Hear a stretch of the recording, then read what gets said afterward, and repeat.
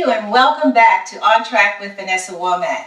This is a rebranded version of what happened several years ago. So I'm kind of picking up the pace and starting anew with some new voices, millennials, particularly millennials of color. And we're going to start off with a group of young ladies. I'm so happy to have you here with me today. It's wonderful to start a new year with some new voices. And I really want to encourage the audience when you view this tape, I specifically want to hear the voices of the future.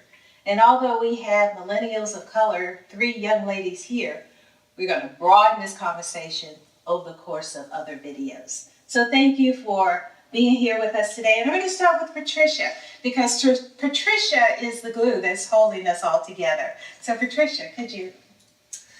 Well, my name is Patricia Bradby. I am from the Richmond area originally. I grew up just outside of Richmond. Went away to school to New York. Worked in the music industry for 4 or 5 years. Found myself in business school, getting my MBA at UT in Austin.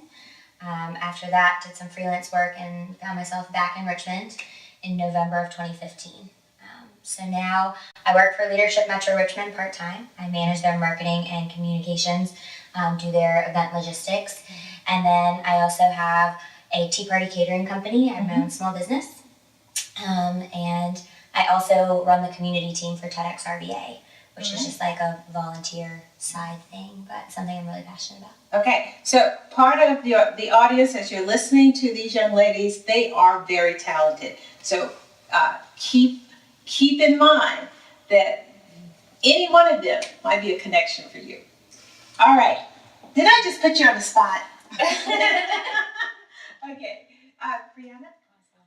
Well, I'm Brianna Williams, and I am from Central Virginia area somewhat. I now live in Richmond. I'm actually currently the Development and Communications Coordinator at YWCA Richmond. Most of my background is in marketing and public relations, just that overall area scope. I went to Virginia State University for undergrad and VCU for my graduate program. And again, over the scope of my career, I've worked for a ton of nonprofits and for-profit corporate just companies and businesses in the areas of marketing and public relations. I started a blog about 5 years ago that is a personal passion of mine. I love to write and just connect with young women, just sharing my testimony, my stories. And I actually decided to recently end that, but I launched a new podcast called Sweet Talks, and it's a podcast that allows me to interview women entrepreneurs and also pair it with desserts. So it's a neat, fun kind of spin on a podcast. And actually, Patricia was one of my first guests on my podcast, so it's really exciting so far, and I look forward to seeing what that becomes in the future. So. Okay, so she did supply the desserts for your podcast, right? No, my tea though. Yeah, she did. She had an awesome tea blend. It's really good. Okay, all right, more talent. Okay, Raven. Okay. My name is Raven Jarvis. Was from Stafford. Went to school down in North Carolina A&T for civil engineering. Currently work at the Virginia Department of Transportation in the materials lab, testing concrete, asphalt, and kind of working with some of the policies for all the new materials that come in. And then I have a side business. Just started a network marketing business on the side, so trying to build that up. Other than that, just enjoying Richmond. Oh my gosh. I mean, how much more talent could I have here today? Oh, we've got communications, public relations, and, the brainiac. And they all have side businesses, which is great. And I have communicated with them before, and I said, you don't have to talk about your full-time jobs, but if you want to, that's fine. I'm sure your bosses are going to be listening, because you're going to tell them I did this awesome interview with Vanessa Womack. And certainly plug your side gigs, your small businesses, because I think that's very important, because we're never one-dimensional people. All right, so first questions. Are you where you thought you would be at this time in your life? And I'm going to work backwards. Okay, Raven. I'm gonna say no, but in a good place. So, of course, I never pictured myself in Richmond, so we'll start there.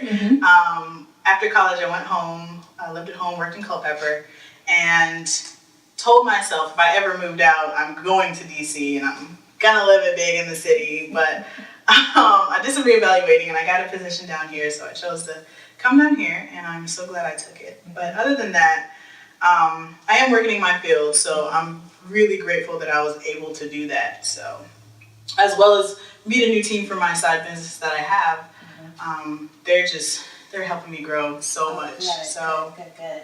not where I am, not where I thought I would be, but definitely in a good place and still working. Okay, so you keep working, keep moving forward. Yes. And I find it very interesting. You said I had my sights on Washington, D.C. Oh yeah. And not like I'm going to say I settle for Richmond, Virginia, I but love it. it's a good place. Yeah. It's a good place. And that's one thing that the encouragement, the positivity that's going to come through on all three of these ladies and to the audience. You always want to be in a good place, even though it may not be the place you expect to be at that time. Okay, moving on down the line. Brianna, are you where you thought you would be? Man, I'll say yes and no. So I guess same way. There's a lot of ways where I thought maybe I would be in a different location too. But Richmond to me is close enough to home. When I say Central Virginia, that's where I'm from, a lot of my family's from Prince George. So Richmond is like the place where you came to the nicer mall or something like that. So it's like a good medium. If you're in the United States on the East Coast, Richmond is like a good destination, or in the between Washington D.C. and like the South, or whatever, Atlanta. Just go ahead and say Atlanta, or Charlotte, even. So I think that Richmond is, like you said, a great up and coming place. It's very diverse, and so I think it's just a good place to be and to work right now and to own a home. So I decided to kind of plant my roots here. Career-wise, I would say I'm actually very happy with where I'm at.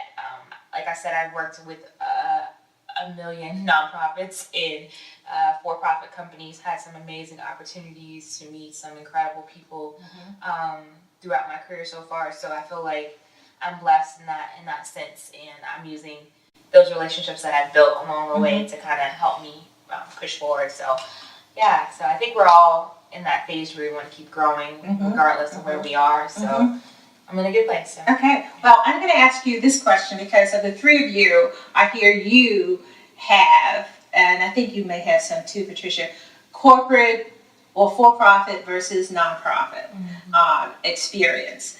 And just a quick answer, for-profit or nonprofit? Oh, goodness. Obviously, for-profit, more money. Let's be real here. We are keeping it real.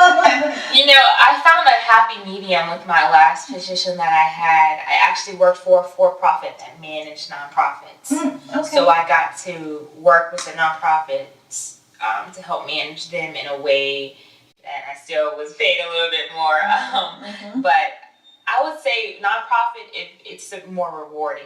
Obviously, working for a specific mission or vision is better in the community always. But nowadays, for-profits too have their own set of goals to give back to the community. So depending on what department you work in, you could be doing a nonprofit position just in their capacity. So, you know, either or. Yeah, and I'm not saying one is better than the other, but you're having the experience of working in both. Gives you a whole different perspective as opposed to, well, let's just say working with a state or government agency, or working always for a nonprofit, and yeah, that's good. Yeah, okay, okay, let's move right on down. Patricia, are you where you thought you would be at this time? I'm not, but I will say over the course of my life, my vision for where my life was going has changed so many times. So I don't even know exactly where that would be right now. I think like a lot of the girls I grew up with, I grew up outside of the city limits, and so you sort of like have this vision for your life, right? Like married by 25, first kid by 28. I turned 31 last December, and I don't have either of those things. I don't even have a dog. So Not that you're looking for one, right? no, I would not like to have a dog. But you know, like as you get older, like your priorities kind of change, and I chose very early on to focus on a career. And so I sort of built a career in the music industry, and I really, really enjoyed it. I loved living in New York City, and my early career was almost like an extension of college, actually, because I went to school for music business, and it's such, at that time, it was like a very niche major. You couldn't really find it at a lot of schools, and so a lot of the people I was working alongside when I got out of school were people that I sat next to in class. So that was really fun, but I got to a point where I was like, this is great for now, but this is not what I want long term.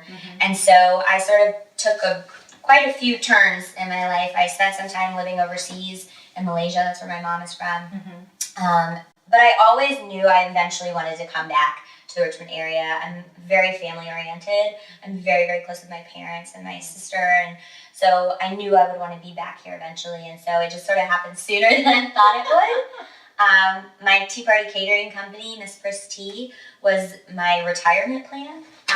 Retirement Yeah, plan. it was one of those things where I was like, I'm gonna wait until I've sort of like had a career and like saved up some money, and this will be like my like fun end of career venture. And I just decided to test the waters a little bit early. And maybe part of that was realizing I might not ever retire. So it's been really fun, and I'm not where I thought I would be, but I'm in a great place. Like Brianna was saying, it's a very exciting time to be in Richmond, especially as a young female. I will say there's a huge support system for young women in Richmond, especially female entrepreneurs. I was at a launch party last night for a new space called The Broad, and it's a social club / co-working space for female entrepreneurs. It is on Fushi between Broad and Grace, so right behind Chez Fouché. Oh gosh, well, we know that area very well. And it's really nice. The young woman that sort of built that space out and started that business, her name's Allie Greenberg, and she moved here from New York. And her vision came to life very quickly because of the amount of support that we have as female entrepreneurs in this community. And so even though I'm not where I thought I would be, I love where I am, and I'm sort of like excited to see what's next. And I've sort of learned to like not set too strict expectations for myself. It's nice to have goals, but it's also really good to be flexible, because you just never know what kind of doors will open. Absolutely. And you've all brought up some really great points. First of all, Richmond apparently is the place to be. Plug RDA. and that's not to say that, those who come here, there are a lot of people coming here, and they're finding some things that are new about Richmond, and they're, putting down some roots. But so many people come from other places and have come here, not just in the Commonwealth of Virginia, but outside Virginia. And they have found that I am plugging Richmond, aren't I? Chamber, here we go. And then the networks that you have, the support networks that you were talking about, very, very important, especially for, and I'm not going to say just for young people, but also for the older ones like me. That network is very important, because you never know who you're going to touch. You've already said some names or referred to some other people in this, and they probably said, oh, she mentioned my name. And that's a good thing, because you're comfortable doing that, and the network makes you comfortable in doing that. All right, plug, I might have to bring that person in here to do an on-track talk. Okay. All right, well, what advice would you give to someone?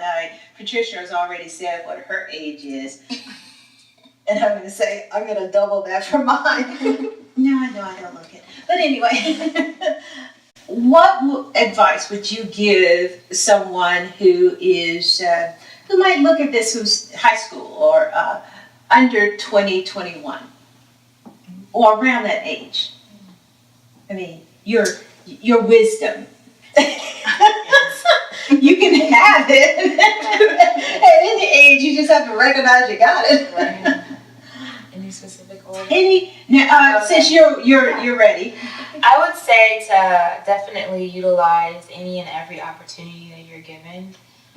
If it's something that you feel like, even if you're kind of interested in it and you wanted to test the waters or try something new out, I feel like I got a lot of opportunities thrown at me once I even graduated high school, going into college, and when I was in college, internships or just opportunity to join different organizations and to meet new people and things that I probably would never do. I had a NASCAR internship in college. NASCAR? All right. Yeah, we were the first group, collegiate group from Virginia State University who had it was 4 of us, well 5 of us chose and only 4 of us did it from the whole university to have this internship with NASCAR, and I did not know a thing about car racing, and and it's a predominantly white male driven sport, and that's a reason why they reached out to different HBCUs and just different colleges in general to get a more diverse group of interns to kind of talk to them about how they could change at that time. So it was really neat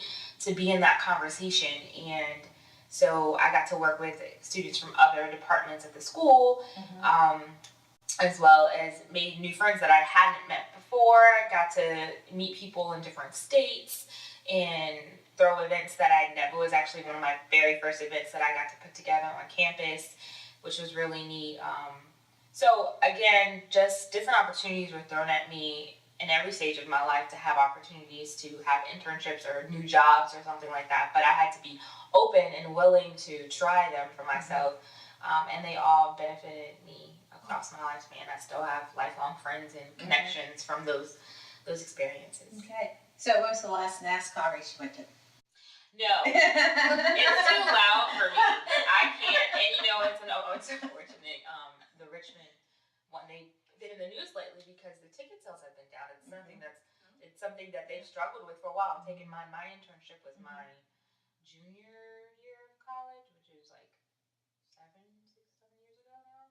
So it's something that they've struggled with for a while now, and they're trying to still figure out. Yeah. But it's interesting to see that. But no, I don't really enjoy NASCAR races physically being there. I'll support them from afar, but it's very loud there. It is. So. Believe me, I know. All right. Well, Raven, what would you tell a younger person? So first and foremost, completely and utterly enjoy every moment of your journey. Always enjoy it, because what you're always going to find is that you're going to look back at anything that you've had to go through, and it's always going to be, oh, that wasn't that bad. So my advice is just enjoy it. Like, that is a voice of wisdom. No, it really wasn't that bad. Enjoy it. Also, anytime you find yourself too scared to do anything, first analyze what exactly you're scared of, because what you're going to find is that there's no real reason that you're even scared. And once you get to the root of that issue, everything's going to fall into place. And then my last point was pretty much just, if anything scares you, just do it. Don't even think. The less you think is the better everything is going to work out, because I when I was in high school and a little bit at the beginning of college, I found myself too in my head, thinking too much about everything. And once I let go, everything just falls into place. So that's my advice. That's great advice, because I still think that way. Okay, last but not least, Patricia. My advice would be to do your research. There are so many more types of jobs than I ever could have imagined. When I was a kid, they spoon feed you these different jobs that you can go into, right? You can be like a doctor, a lawyer, a veterinarian, a teacher. But they really don't talk about these other things like marine biology, or if you want to be teach equestrian classes and ride horses for a living, you can do that. And I just think about my nephews, right? When the oldest one just got his license, scary. But he's in that point where he's starting to think about colleges. And I tell my brother, I'm like, if they don't want to go to college, don't force it. College isn't for everybody. And I graduated from college in 2008, right when the recession hit. And I just thought about those kids that I went to high school with who went to trade school for half the day. And that was an option that wasn't even given to me. So as an honor student, it's not given as an option. It's just sort of determined that you will go to college. And so a lot of the other students look down upon the students who went to these trade schools, and then we graduate college, and I'm thinking about those kids who have jobs straight out of high school at the shipyard. They're making good money and they are winning. Yes. Like, we have a college degree and all this debt, and we're having a hard time finding a job. And so many of those trades are things that aren't going to go away. They're things that we need. And so I think it's important for young people to really explore all the options and think about the things that they're really passionate about, and realize that you can do that for a living. You know, if it's something that you love, there's a very high chance that you can turn that into a career. You know, if you like desserts, you can start a dessert podcast. Just do what you love. All right. How we doing? Okay, so let's wrap it up. I think we're starting to run out of storage. All the great points that you made, I want the audience to really, really look at this and think about it. Because being passionate about something, or having a skill or desire to do something, hey, we always need plumbers and electricians. So I want to thank the three of you, Raven, Brianna, Patricia, for being on track with Vanessa Womack with Millennial Voices. And then I hope you come back, because I got that quick thought question that I didn't get a chance to get to, but I will next time. So next time for you all, stay on track with Vanessa Womack.